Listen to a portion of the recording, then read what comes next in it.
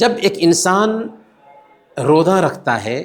تو روزہ رکھنے کی وجہ سے اس کے اندر حلال کمائی کی فکر آنے لگتی ہے۔ وہ سوچتا ہے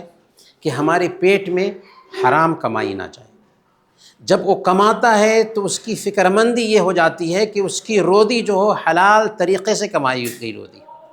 تو روزہ دراصل اس کو حلال کمائی کے لیے تیار کرتا ہے۔ اسی لیے اللہ والوں کی بیویاں